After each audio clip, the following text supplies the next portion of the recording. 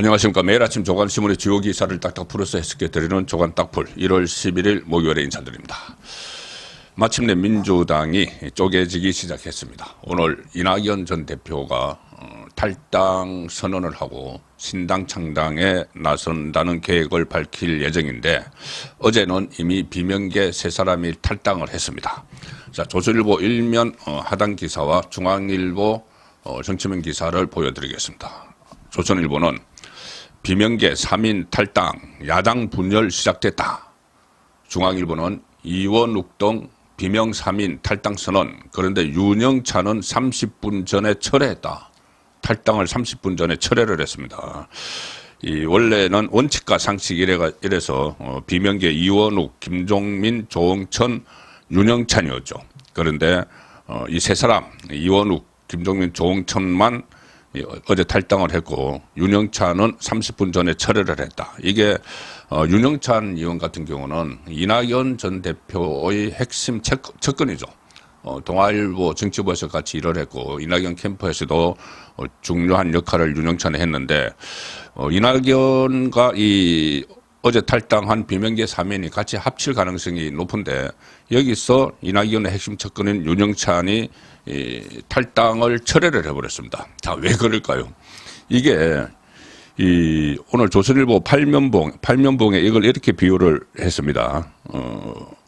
친명 경쟁 후보 성희롱 논란에 탈당 직전 보류, 원칙과 상식으로 시작해서 공천과 생존으로 마무리됐다. 윤영찬 의원은 이 탈당 기자회견 30분 전에 민주당 잔류 의사를 밝혔는데 자신의 그 지역구가 윤영찬 의원의 지역구가 경기 성남 중원구입니다. 그런데 여기에 도전장을 내민 사람이 있었죠. 친명계. 그 윤영찬은 비명계고 친명계 현건택 민주연구원 부원장이 계속 여기 도전을 해서 지역구가 위험했는데 현건택이 성희롱 발언이 있었죠. 성희롱 발언이 있어서 이 당이 윤리감찰에 착수하겠다 이렇게 밝혔습니다. 그리고 이 현건택 친명계 현건택 문제에 대해서는 이재명이 병실에서 친명계 자장 정성호와 문자 메시지를 주고받으면서 이거 이 성희롱한 현건택 어떻게 처리해야 되느냐. 그래서 서로 처음에는 컷오프 그러니까 공천을 안 줘야 된다고 했다가 나중에 이재명이 좀 심한 것 아니냐 하니까 그러면은 엄중 경고 뭐 이 정도 했는데 어쨌든 이게 다 알려졌기 때문에 현근택은 이 공천을 받을 가능성이 상당히 거의 뭐 없다고 봐도 됩니다. 그러니 그 지역에서 도전을 받고 있던 윤영찬이 이 잘하면 내가 여기서 다시 공천 받을 수 있겠네. 왜 내가 밖으로 나가? 이러면서 철회를 했습니다. 4명이 이 동고동락한다고 그렇게까지 맹세를 했는데 본인이 공천에 유리한 지경이 되니까 나 그냥 있을래 잔류를 해버린 거죠. 어쨌든 세 사람 이원욱, 김종민, 조응천이 탈당을 했는데 곧장 원칙과 상식을 당명으로 창당 절차 일단 착수를 합니다. 본인의 모임 명칭이었던 원칙과 상식 이것을 그대로 정당 명칭으로 쓰겠다는 거죠. 일단은 그렇게 하고 순차적으로 제3지대 세력을 모아서 확실한 기호 3번 정당으로 총선을 치른다 이런 뭐 계획을 본인들은 가지고 있습니다. 탈당 이유는 가장 근본적인 이유는 양심 때문이다 이렇게 이야기합니다. 양심 때문이다. 비정상 정치에 숨죽이며 그냥 끌려다니는 건 더 이상 못하겠다 이렇게 이야기를 했습니다. 비정상 정치라는 것은 이재명을 위한 방탄 정치, 그리고 패권 정치, 이재명 패권 정치, 팬덤 정당, 개딸에 끌려다니는, 거기에서 벗어나자고 호소했지만 거부당했다. 이재명은 지금 이 순간까지도 이들 탈당파와 관련해서 아무런 언급을 하지 않고 있습니다. 오늘은 이낙연 전 대표가 탈당과 함께 신당 창당 계획을 밝히게 되죠. 그래서 새해 초에 이 비명계의 연쇄 탈당이 현실화되는 양상인데 추가 탈당이 있을 것인가? 그 문제는 일단 공천이 이 비명계 쪽으로 쏠리는 공천이 시작이 되면은 거기서 낙천하는 의원들은 또 탈당을 계속하겠죠. 오늘 탈당 선언할 예정인 이낙연과 함께 제3지대 창당 작업에 이 세 사람이 나설 것으로 보이는데, 이 세 사람은, 탈당한 세 사람은 이준석과의 연대에 대해서 이렇게 이야기합니다. 계속 보수 정당을 하겠다고 하면 이야기하기 어렵다. 다만 기득권을 내려놓고 새 정치와 미래를 가겠다는 정치인이 있다면 털어놓고 이야기는 해볼 것이다. 이 한마디로 이겁니다. 이준석이 이 우파에서 전향을 해서 좌파로 전향을 하면은 그렇게 투항을 하면은 받아줄 수가 있다. 이 의미가 되는 겁니다. 지금 그 상태에서 본인이 뭐 보수의 노화의 방주가 되겠다는 등 계속 한쪽 팔을 보수 쪽에 걸쳐놓고 있으면 그거 받아들일 수 없다. 그 좌파로 전향을 하라.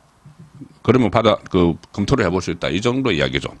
결국 이렇게 되면은 이준석은 고립이 되고 있습니다. 왜 그러냐면은 지금 제3지대 이야기를 하는데 얘가 전부 좌파 중심이죠. 그 이낙연 그리고 어제 탈당한 3명 뭐 양향자, 금태섭 전부 다 민주당 출신입니다.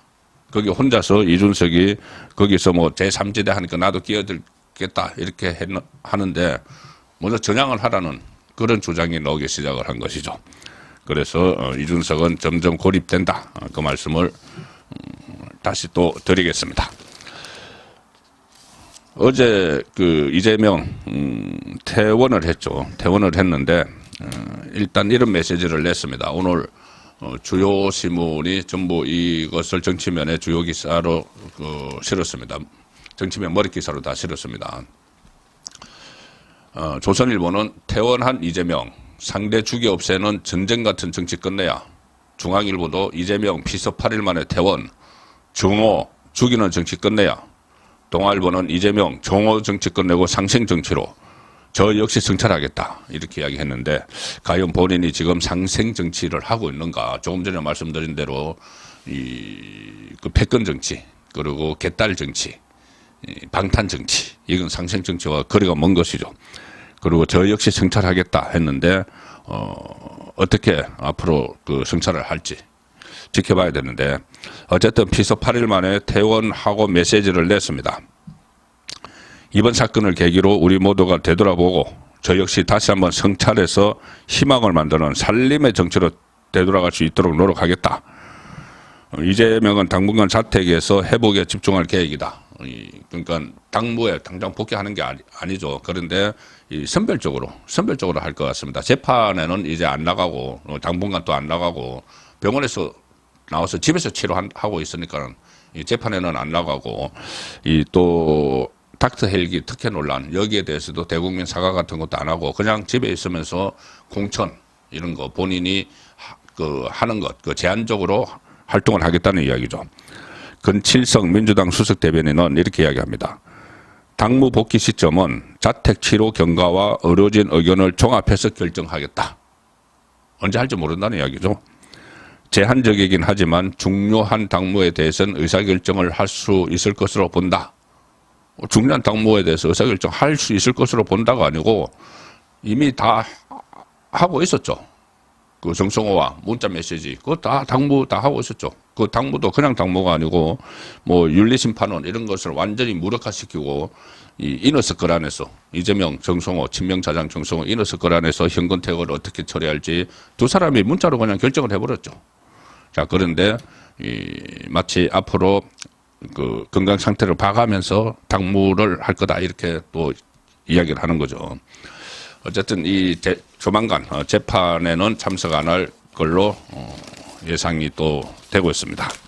자 상생 정치 했는데 과연 이재명이 상생 정치를 할 것인가? 개딸 가령 예를 들어서 상생 정치를 하겠다면 자기 진영 좌파 진영 안에서부터 시작을 해야 되겠죠. 개딸 해체 해산 이런 선언이라도 좀 하든지 그래야죠 뭐 진정성이 보이는 것이고 뭐 지금 이 문제 헬기 그리고 부산 패싱 논란 여기에 또 사과도 하고 이래야지 진정성이 보이는 것이죠. 자기 성찰을 하는 것이죠. 그런 거 전혀 없이 지금 말만 일단 하는 겁니다. 자, 조선일보 정치면 기사입니다. 어제 그 부산에 갔죠. 한동훈. 부산 간 한동훈이 완전히 이 부산을 찢었는데 엄청난 환영을 받았습니다. 그런데 거기서 또 이재명을 겨냥을 했습니다. 제가 상생 정치를 이재명이 이야기하니까 이 기사 먼저 소개를 드리겠습니다. 자, 조선일보 정치면 기사입니다. 부산 간 한동훈 이재명 겨냥해서 응급 의료 특혜에 국민은 분노하고 있다. 그리고 그 제가 이 표시를 해놓은 작은 사진 1992 서처를 입고 있는 이 한동훈 비대위원장. 1992 서처 먼저 소개를 드리면은 이게 뭐냐면은 어제 1박 2일로 갔는데 낮에는 정장 차림이었는데 저녁에는 1992라고 적힌 회색 맨투맨 티로 갈아입었습니다. 갈아입어서 식사를 했는데 그런데 1992년은 부산 연고인 프로야구팀 롯데자이언츠가 마지막으로 우승한 해입니다. 그래서 야구의 도시죠. 부산 갈매기. 그래서 이 부산의 야구 팬들이 롯데자이언츠 팬들이 다시 한번 한국 시리즈 우승을 염원을 하면서 응답하라 1992 이런 구호를 많이 외치는데 거기에 맞춰서 1992 이 티를 입었는데 이 서처가 6만 몇천 원짜리고 지금 할인해서 3만 몇천 원에 팔린다는데 이게 대박이 났다고 합니다. 이 서처가, 이 메이커가. 그만큼 한동훈의 이 대중성이 확인되고 또 이 센스도 있는 거죠. 부산 가서 1992 이 서처를 입은 것은. 자, 부산에서 있었던 열기는 잠시 후에 다시 말씀을 드리고 일단 이재명의 이 응급의료 특혜에 대해서 간접적으로 비판을 했습니다. 한동훈 비대위원장이. 이 부산은 더불어민주당 이재명 대표가 지난 2일에 흉기 피습을 당한 후에 이른바 부산대학교 병원 패싱 논란으로 민심이 요동치고 있다. 한동훈 위원장은 직접 이재명을 거론하지는 않았지만 응급의료체계 특혜에 국민이 분노하는 것 같다. 이렇게 지적을 했습니다. 피습 사건과 관련해서 기자들의 질문이 있었는데 한동훈 비대위원장은 이렇게 이야기합니다. 이 상황을 일단은 정치적으로 이용해 보려는 음모론을 제기하는 것은 안 된다. 국민들도 용납하지 않을 거다. 이렇게 이야기를 하고 난 뒤에 다만 이송 과정에서 헬기로 이렇게 병원을 옮기는 과정에서 여러 가지 건설적 논의가 나올 수 있는 부분 같아. 건설적 논의가 나올 수 있는 부분 같아. 이 말은 허점이 있었다. 그것을 보완을 좀 해야 된다. 응급의료 체계의 특혜나 구멍 등의 부분을 국민들이 분노하시는 것 같아. 자, 이재명이 누린 특혜, 구멍을 이용한 특혜죠.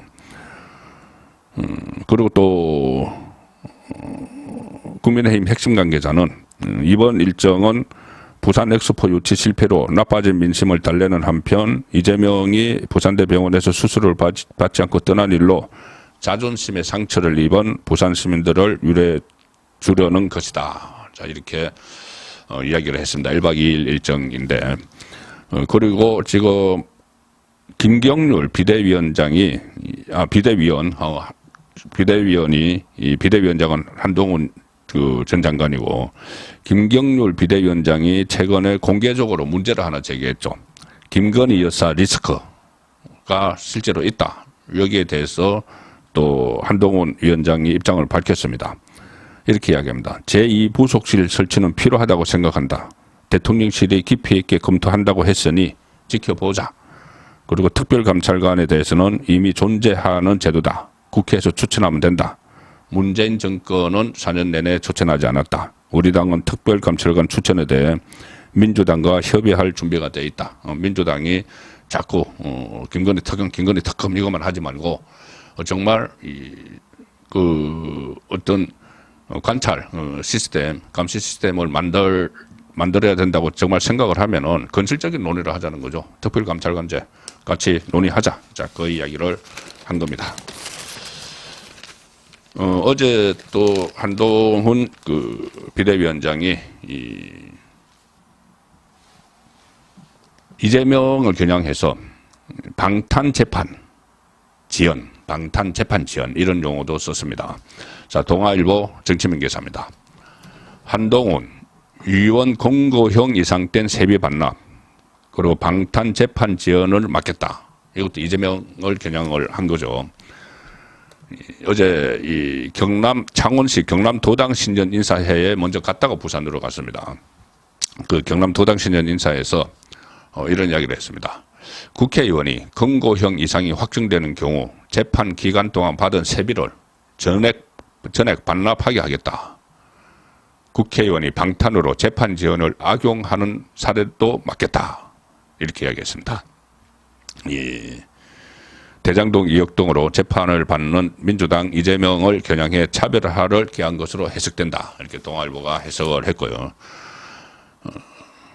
아무리 민주당이라도 이 한동훈 위원장의 말입니다. 금고형 이상 확정 시 세비 전액 반납 부분에 대해서 아무리 민주당이라도 상식적인 동료 시민의 눈이 무서워서 이 방안은 거절하기 힘들 거다. 관련 법안을 발의하고 민주당 반대로 통과가 되지 않더라도 이번 총선에서 우리는 국민의힘은 공천할 때 후보들에게 서약서를 받겠다.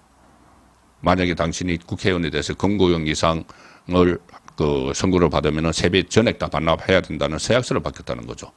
그 전에 이 불체포 특권 포기 서약을 해야지 공천을 주겠다. 이렇게 이야기도 했었죠. 국민의힘 관계자는 이 불체포 특권 포기 그리고 세비 전액 반납 이게 이재명과 무관치 않은 사안이다. 둘 다. 그리고 그렇게 이야기를 했고 한동훈 위원장이 이재명이 퇴원하는 날 어제 다시 한번 한동훈 대 이재명 구도를 부각하고 나선 것이다. 이런 해석도 나오고 있습니다. 그리고 어제 한동훈 위원장 부산 방문에 부산 도심이 들쩍거렸습니다. 그 상세한 내용을 아시아투데이가 전하고 있습니다. 아시아투데이 기사입니다. 한동훈 등장의 자갈치 시장, 남포동, BIFF 광장, 마비, BIFF는 영화제를 하는 그쪽이죠. 부산 너무나 사랑한다 이런 코멘트를 했습니다. 아시아투데이 기사인데 제가 하나 공지를 먼저 드리겠습니다. 오늘 오후 2시에 제가 아시아투데이 TV에서 매주 목요일 진행하는 프로가 있죠. 라이브 방송입니다. 송국근의 현장정치 오늘 오후 2시에 라이브로 제가 진행을 합니다. 많은 시청 그리고 격려를 부탁드리겠습니다. 송국근의 현장정치에서 최근 일어나고 있는 여러 가지 현안들 좀 집중적으로 좀 더 취재하고 분석해서 들려드리도록 하겠습니다. 자, 아시아투데이는 현장 분위기를 이렇게 씁니다. 한동훈 위원장이 부산 자갈치 시장과 남포동 부산국제영화제 BIFF 광장에 등장을 하자 수많은 인파가 거리를 뒤덮었다. 남포동 BIFF 광장은 한동훈 위원장을 연호하고 그러니까 한동훈을 연호하고 사진, 사인을 요청하는 부산 시민들이 몰리면서 한 걸음씩 앞으로 나아가기 힘들 정도로 붐볐다. 저녁에는 흰색 맨투맨 셔츠에 회색 코트 등 격식 없는 차림으로 자갈치 시장을 방문을 했는데 국민의힘 현지 지역구 의원들과 대방어회, 매운탕, 부침개 등 만찬을 즐겼는데 술을 하지 않죠. 한동훈은. 그래서 콜라를 마시는 모습도 보였다. 일거수일투족에 관심이 되고 있는 겁니다. 지역구 의원들과 만찬을 마치고 나서 남포동 BIFF 광장까지 약 30분간 걸었는데 부산 시민들과 만났는데 남포동 거리를 가득 메운 시민들과 사진을 함께 찍고 부산 명물 간식인 씨앗 호떡을 사 먹기도 했다. 인파가 거리를 막 뒤덮어 버리니까 경찰이 만일의 사태에 대비해서 엄호를 했다. 호의를 했다는 거죠. 그리고 한동훈 위원장은 산책을 하고 나서 차량 탑승 전에 의자에 올라서 지지자들을 배경으로 단체 셀카도 촬영을 했다. 한호성이 거리에 울려 퍼졌다. 부산의 한 지역구 현역위원은 이렇게 이야기했다고 합니다. 아시아투데이에 윤석열 대통령, 박근혜 전 대통령의 대선 당시 인파보다 더 많은 것 같아. 이미 한동훈 위원장은 민심의 큰 흐름을 얻은 것 같다. 이렇게 해석을 했습니다. 한동훈 현상이 초반 총선 전국을 주도하는 분위기입니다. 오늘 오후 2시 이 아시아투데이 TV, 아투TV에서 라이브로 진행하는 선거권의 현장 정치 많은 시청과 격려 부탁드립니다.